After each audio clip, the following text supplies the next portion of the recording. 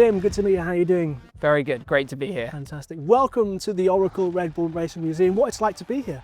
You walk in and immediately I have to say, just mind blown by what we're looking at here. We're surrounded by some of the championship winners, the history of this amazing Formula One team, right? What was your history? How did you become a fan? Where did it all start? I remember watching F1 races with my dad, you know, and the Sunday the race would be on at home. I think probably late 90s was really when I started getting very into it, you know, the Villeneuve era, for example. But then just growing from there, you know, becoming interested in driving, in cars and getting out. Amazing. What was your earliest memory that you still have as being a Formula One fan? So for me, my earliest memory goes back to the Villeneuve championship year. To this day, I'm lucky to have a show car of the FW19 from that year myself. And that was the first time I remember watching, you know, the V10 engine cars that were screaming around, sitting down, watching the championship, watching the races. You have Villeneuve's 97 winning machine? I don't have a winning machine, I have a show car. Oh, wow, okay. It's close enough. It looks like the real deal, you know, liveried up from jealous. the time. Yeah, really special thing. And I actually keep it right next to my lounge. So these days, sit down, watch the F1, watch the new races, sitting next to a car from the days, and just sometimes go and sit in there and make noises, you know, pretend. People are a fan of this driver, of this team, you know. Taking that Red Bull and Oracle Red Bull Racing, within 3 decades, they've gone from a sponsor to one of the biggest names.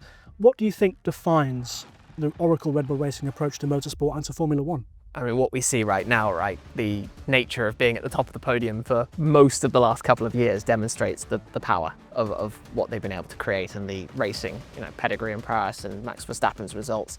It's absolutely at the cutting edge of technology, of performance, of aerodynamics, of everything that goes into, well, the cars that are behind us to ultimately achieve and be the very best in the world. Fantastic. I'd love to ask this question. Vettel versus Max in the RB19. Who do you think's going to win? One lap. Ooh, Vettel in prime. I'm sure we're talking. In the RB19, it has to be Max. The car is famously connected to him, to his driving.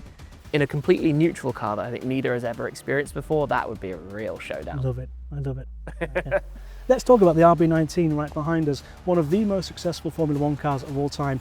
How soon do you think the world knew that in the 2023 season that this was going to be a spectacular machine? I think as soon as the car was almost introduced, there was a big sense almost of that had to be the expected position at the end of the season.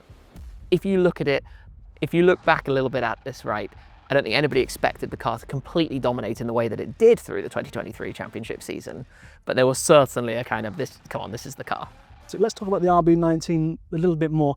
What do you think from a technical perspective are really the key ingredients, the key characteristics that made this car such an incredible machine to race?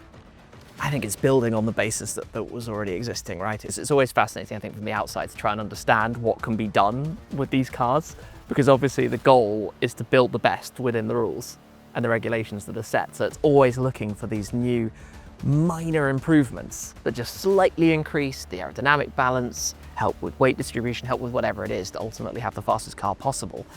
I think with the RB19, obviously, it's just taking the previous year's platform and building it further and just making it even better. With regards to features, what part of it do you think looks the best? What catches your eye the most?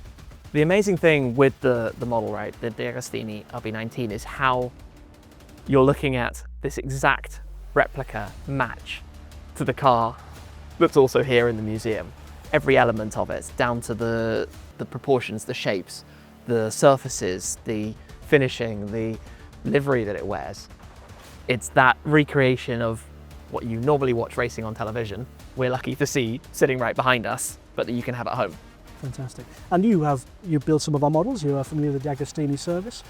What is it about building a piece of motorsport history that is so enjoyable in the comfort of your own home? What is it about that?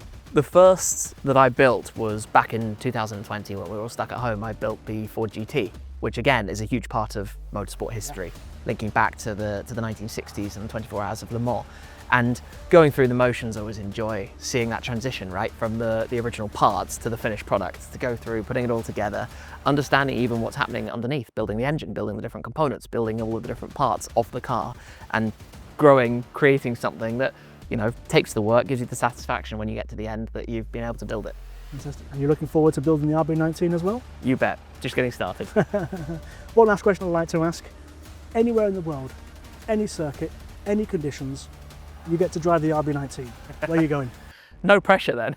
Driving something like the RB19, I can only begin to imagine what it would be like driving a Formula One car. Obviously you see all the training that the drivers have to do and everything like that. Assuming I would be capable, because I think that's a big assumption, Spa-Francorchamps. I think it's my favourite circuit. I've been lucky to drive many circuits around the entire world, and every time going back to Spa, going up the hill, it's an impressive place. And are you doing it in the rain? Probably not. I'll be a fair weather driver in this one. I'll drive in a nice dry, lightly cloudy, bit of sun, nice good conditions. Tim, thank you for your time. Pleasure. Thank you so much.